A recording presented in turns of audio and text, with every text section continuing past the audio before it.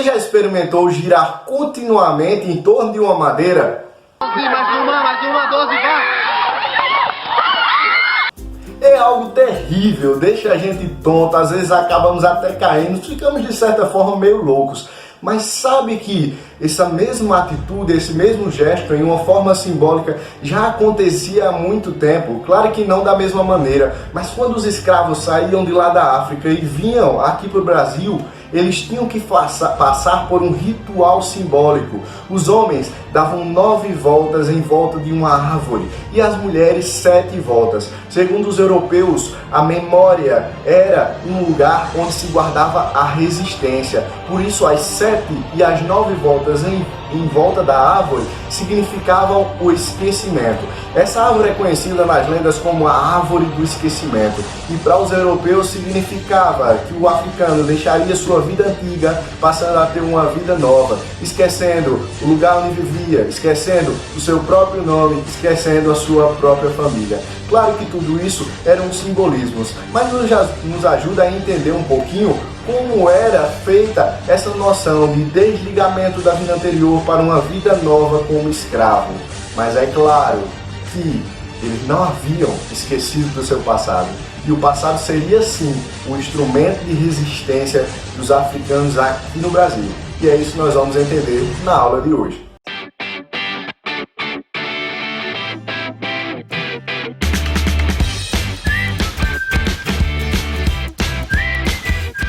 Os africanos chegam ao Brasil em torno em meados de 1500. Quando se começa o processo de colonização no Brasil, os portugueses vão perceber que a colônia brasileira ela não é simplesmente uma terra cheia de riquezas esbanjadas. Não é simplesmente chegar aqui e sair catando ouro por todo lado tem ouro. Não, não é bem assim.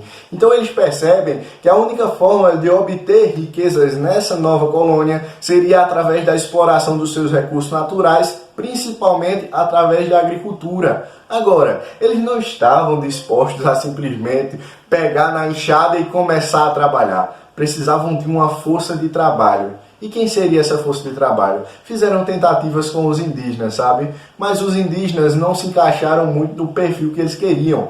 Eram muito arredios, gostavam de sair do trabalho para ir fazer suas caçadas, seus passeios. E eles não queriam, de certa forma, colocar algumas cargas em cima dos próprios nativos. É claro que tiveram muitos deles escravizados e passaram por processo até de genocídio, a morte de muitos deles. Mas a força de trabalho que eles quiseram implantar aqui no Brasil vinha de longe. Um outro povo que já sofria há um certo tempo com as repressões vindas do lado da Europa, que eram os africanos. Os africanos eram, de certa forma, escanteados do mundo. Para eles existia uma certa noção de que não eram sequer seres humanos. Eles não eram sequer pessoas com dignidade. Era reservado um papel totalmente secundário para esses. Então, os portugueses chegaram lá na África, em alguns lugares, em torno dos bantus, e pegaram alguns desses homens, raptaram eles e então trouxeram a partir dos portos para o Brasil. Sabe quantos escravos durante todo o período de escravidão até 1888 foram trazidos aqui para o Brasil?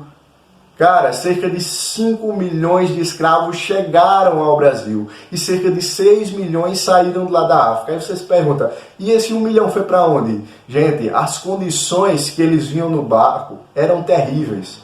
Os tais conhecidos navios negreiros eram lugares de carneficina, eram lugares horríveis de se instalar, horríveis de se viver nesse determinado momento. Saíam de lá todos imprensados em um lugar escuro, quente, úmido ao mesmo tempo, um lugar que não tinha as mínimas condições sanitárias. Por isso, na viagem da África até a América, muitos acabavam morrendo. As condições sanitárias eram terríveis. E sabe o que acontecia? Quando esses homens morriam, eles eram simplesmente jogados ao mar, sem cerimônia, sem enterro, sem haver nada para esses escravos africanos que vinham de lá. Mas o fato é que eles vieram. E os anos foram se passando e as brigas foram intensas, foram enormes. Os africanos também não se acomodaram, apesar de muitos deles sofrerem tanta resistência dos portugueses que simplesmente acabaram se acostumando com essa vida, uma vida miserável que eles viviam. Só que alguns, claro, que se revoltaram.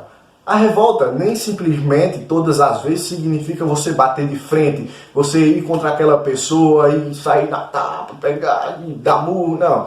Revolta, às vezes, é simplesmente uma maneira de você externar que está descontente com a situação. Você não está gostando daquilo que está acontecendo. Muitos deles fugiam para os quilombos, comunidades ali dos africanos, fora das grandes senzalas. Muitos deles simplesmente até dentro da senzala praticavam os seus rituais, os seus costumes, praticavam as suas coisas que os faziam felizes. A árvore do esquecimento, até certo ponto, não foi útil o suficiente para os fazer esquecer do passado que eles haviam vivido. Por isso eles vêm para aqui para o Brasil e trazem sua cultura, trazem os seus costumes, trazem a sua religião, todas essas formas de representação que eles aprenderam lá. Só que a partir desse momento vai se formar uma coisa diferente.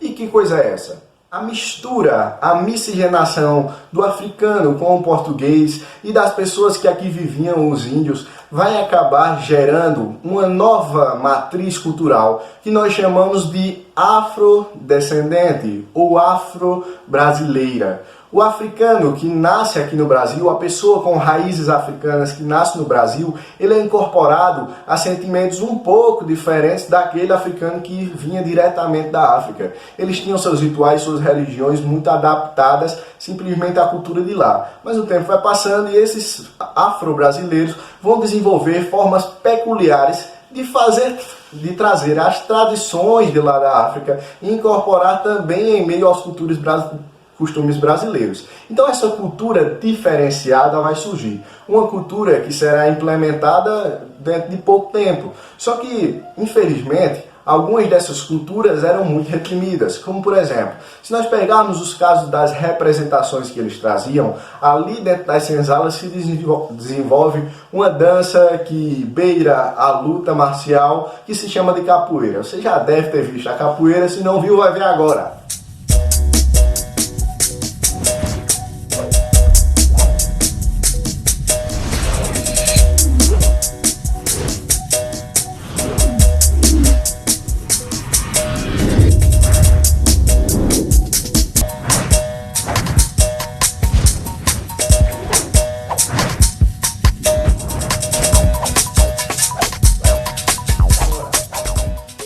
Muito bem, essa capoeira, ela surge nesse sentimento ali dos africanos de trazerem um pouco dos seus rituais e eles trazem, incorporam com a cultura brasileira e a partir disso vão formar ali as suas representações. Só que essa simples atitude, hoje reconhecida mundialmente como patrimônio imaterial, era um motivo de grande descontentamento das classes dominantes. Eles não gostavam, achavam que os africanos iam pegar essa sua dança meio luta e iam reagir com eles a partir disso. Só que não era a realidade. Eles simplesmente usavam aquilo também como instrumento de resistência, mas ao mesmo tempo como instrumento de manifestação cultural, que durante muitos e muitos anos foi proibida legalmente no Brasil. Não era autorizada, as pessoas que praticavam a capoeira em espaços abertos eram até mesmo presas, quem sabe até chicoteadas e passavam por uma situação de vexame realmente. Então todos esses traços trazidos da cultura africana, em primeiro momento, eles são muito resistidos. Eles não têm livre expressão aqui, principalmente pela situação de escravidão em que eles se encontravam. Os anos passam e em 1888, como eu falei para vocês, encerra-se a escravidão. E aí muitas pessoas pensam, finalmente acabaram os problemas. Acabou o quê, cara? Acabou o quê? Porque encerra-se a escravidão. Mas esse africano, como fica? Aquela pessoa que tinha raízes negras, como fica? Ele simplesmente, a partir de agora, tem liberdade de fazer tudo, mas não tem aptidão para fazer nada.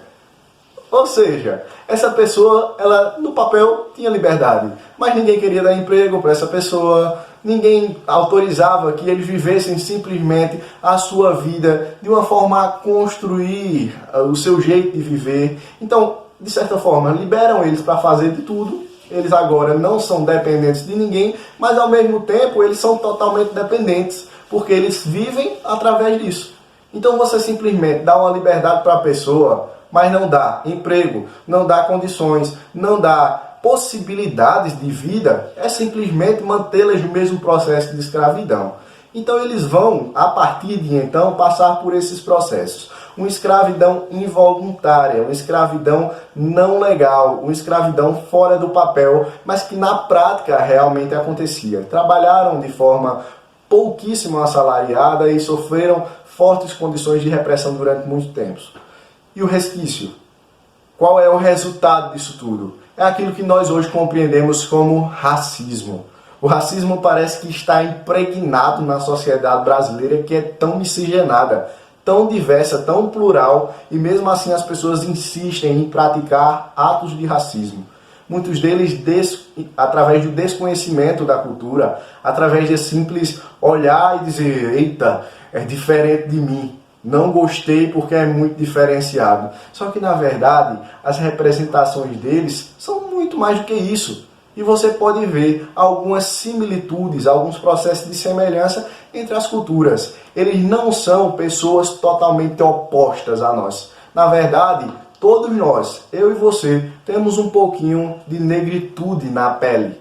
Existem muitas e muitas outras formas de percebermos as culturas e principalmente a arte desses africanos. Algumas representações são muito válidas, como por exemplo, se nós vemos a pintura daqueles africanos, é uma pintura bem característica, colorida, cheia de vida. É uma pintura que tem as suas representações bem enraizadas. Se você for observar, por exemplo, as próprias roupas dos africanos, elas são cheias de cores, cheias de objetos. Não chama a atenção, por exemplo, pela similaridade ou pelos traços marcantes e bem desenhados, uma estética perfeita, alinhada e simétrica, mas chama a atenção pela exuberância, pelo número de cores, pelas formas geométricas, e tudo isso é característica da pintura. A pintura, é claro, não vai estar representada somente em telas, em quadros. A pintura está presente nas roupas, a pintura está presente nas artes em cerâmica e até, por exemplo, nas máscaras. E por falar em máscara, você já viu as máscaras dos africanos? São máscaras bem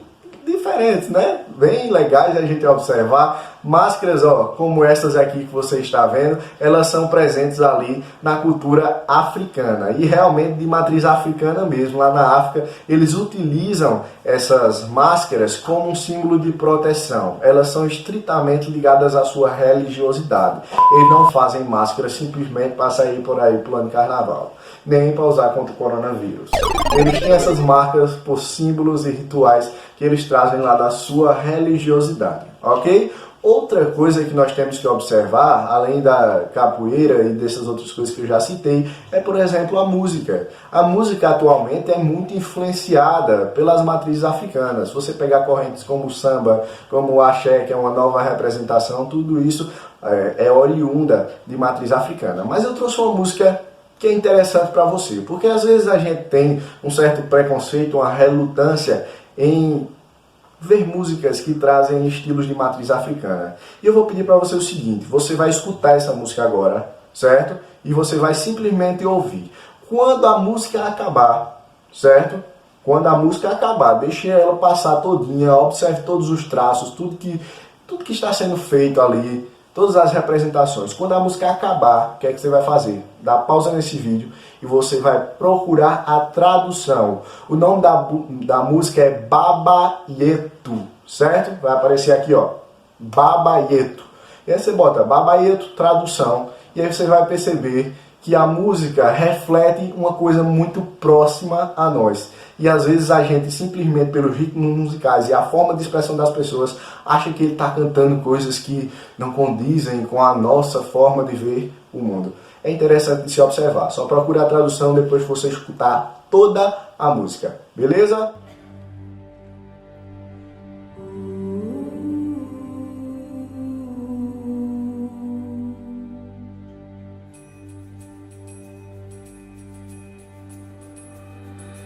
Baba yetu yetu liye mbinguni yetu yetu amina. Baba yetu yetu liye jina lako litukuzwe. Baba yetu yetu liye mbinguni yetu yetu amina. Baba yetu yetu liye jina lako litukuzwe.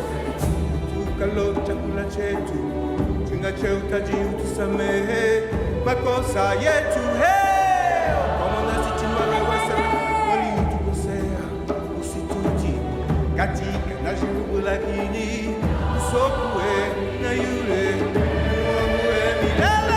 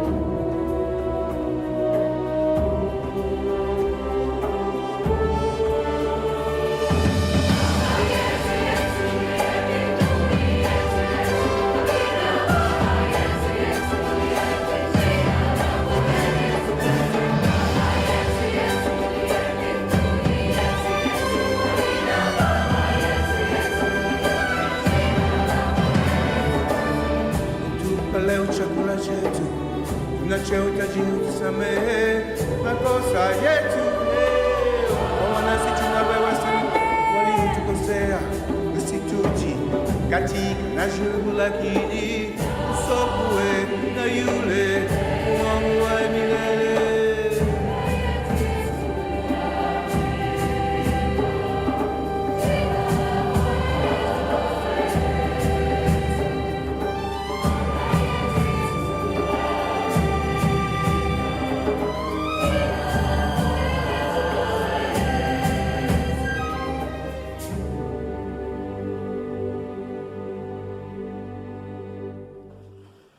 Já pausou? Já viu a tradução? Se você não pausou, pausa aqui e vai lá olhar. Pois é, meu amigo, impressionante, né? A música Babaieto, representada por esses africanos, é uma música interessante. É o nosso Pai Nosso, você já conhece. Esse Pai Nosso foi representado na língua Swahili, lá dos africanos, um dialeto africano de um povinho bem peculiar. E é uma música interessante de se observar porque mescla tradições africanas, jeito de se expressar da cultura africana com a tradição do cristianismo que nós temos, certo? E é interessante de se observar. Para a gente finalizar essa aula, vamos refletir sobre o seguinte. Lembra lá do começo da aula, quando eu falei sobre as voltas que os africanos davam no baobá, davam naquela árvore? Reflete comigo no seguinte, você acha que a estratégia deles em fazê-los dar voltas nas árvores funcionou? E os africanos realmente esqueceram de todos os costumes, de tudo que eles tinham trazido da África? A resposta para isso é não. E esse não reflete justamente em todas as formas que nós encontramos atualmente africanas por aí. Em tudo nós vemos um traço de africanidade, de costumes, de tradição, de rituais, de simbolismos trazidos lá da África. O esquecimento não atingiu esses povos e é por isso que hoje nós somos miscigenados e somos a perfeita mistura entre três raças e também a incisão de um jeito peculiar de ser brasileiro.